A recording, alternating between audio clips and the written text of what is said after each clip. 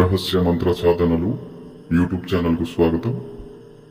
ఈ రోజున మీకు గురుమంత్ర సాధన చేసే విధి విధానాలు ఏ ప్రకారంగా ఉంటాయి, ఈ సాధనలో ఏ ప్రకారంగా మీకు దిశనిర్దేశాలు ఉంటాయి, సాధనలో ఎలాంటి అనుభవాలు జరుగుతాయి మరియు సిద్ధి ఏ ప్రకారంగా జరుగుతుంది అనే విషయాలు సంపూర్ణంగా వివరించడం జరుగుతుంది. సాధకులు మంత్ర సాధన ప్రపంచంలో అంటే సాధన ప్రపంచానికి సంబంధం లేని వారు నూతన సాధకులుగా సాధన ప్రపంచంలో తొలి అడుగు వేసేటప్పుడు గురుమంత్ర సాధన అనేది ప్రథమ సాధనగా ఉంటుంది. ఈ యొక్క సాధన అనేది సాధకుడికి తాను భవిష్యత్తులో చేసే ప్రతి సాధనలో సిద్ధి పొందేందుకు ఉపయోగపడుతుంది. గురు ఆశీర్వాదం లభిస్తుంది కనుక ఈ యొక్క మంత్ర సాధనను సాధకుడు పౌర్ణమి రోజున ప్రారంభించి 11 రోజుల మంత్ర అనుష్ఠానం అనేది చేయవలసి ఉంటుంది. సాధకుడు బ్రహ్మచర్య పాలన చేయవలసి ఉంటుంది మరియు సాధకుడు సాత్విక ఆహారము సాధన కాలంలో తినవలసి ఉంటుంది.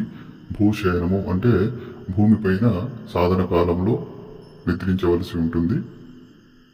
మరియు ఈ సాధన అనేది ప్రారంభించే ముందు సాధకుడు పౌర్ణమి రోజున ఉదయాన్నే లేచి స్నానము చేసి పవిత్రంగా ఉండి శివాలయానికి వెళ్ళి ఆ యొక్క మహాదేవుడికి నమస్కారం చేసుకుని స్వామివారి దగ్గర ప్రార్థన చేసుకోవాలి.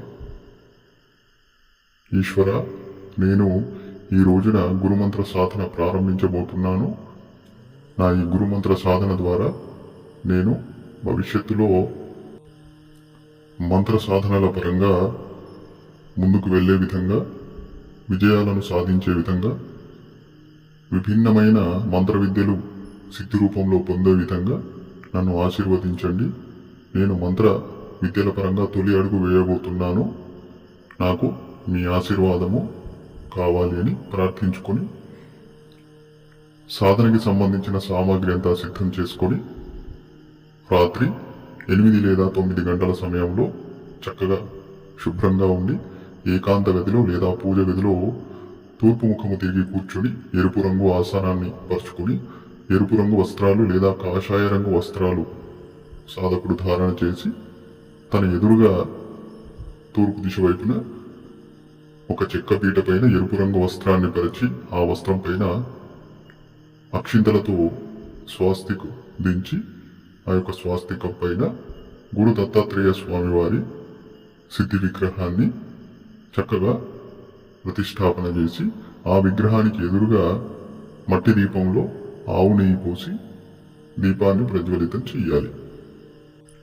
తరువాత అగరబత్తులు వెలిగించాలి మరియు స్వామివారికి పుష్పములు, సుగంధము అనగా అత్తరు సమర్పించుకోవాలి. స్వామివారికి ఒక ఇత్తడి చెంబులో లేదా రాగి చెంబులో స్వచ్ఛమైన నీటిని పీఠం పైన పెట్టి స్వామివారికి సమర్పించుకోవాలి. మరియు నైవేద్య రూపంలో స్వామివారికి పాలతో చేసిన పాయసము మరియు ఒక స్వీట్ పాను, ఒక కొబ్బరికాయ బలిగా సమర్పించుకోవాలి. ఈ స్వీట్ పాను మరియు మిఠాయిని పీఠం పైన పెట్టాలి. మిఠాయి 11 రకాలుగా ఉండాలి. ఒకరోజు మీరు పాయసం పెట్టవచ్చు, మరో రోజు మీరు మిఠాయి పెట్టుకోవచ్చు. ఈ ప్రకారంగా నైవేద్యాలను సమర్పించుకొని స్వామివారికి పంచోపచార పూజలు చేసి ప్రతిరోజు మీరు చక్కగా మూల మంత్రమును 3 లేదా 5 మాలలు జపించి ఈ అనుష్ఠానాన్ని కొనసాగించాలి 11 రోజుల వరకు. ముందుగా ఓం గంగణపతే నమః ఒక మాల జపించాలి. ఆ తర్వాత ఓం నమ శివాయ ఒక మాల జపించాలి. ఆ తర్వాత గురుమంత్రమును 3 మాలలు లేదా 5 మాలలు జపించాలి.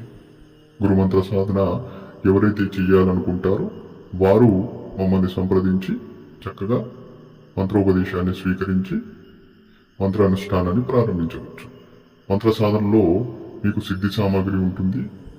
గురు ఆసనము, గురుదండము, సిద్ధి గురు జపమాల మరియు దత్తాత్రేయ స్వామి వారి సిద్ధి ప్రాణప్రతిష్ఠ కలిగిన విగ్రహం. ఈ యొక్క సాధన 11 రోజుల అనుష్ఠానం ఉంటుంది. ఆఖరి రోజున మీరు చక్కగా ఒక మాల హోమం కూడా చేయవలసి ఉంటుంది. హోమం చేయు విధానం అనేది సాధకులు ఎవరైతే గురుమంత్ర సాధన చేస్తారో వారికి చక్కగా వివరించడం జరుగుతుంది.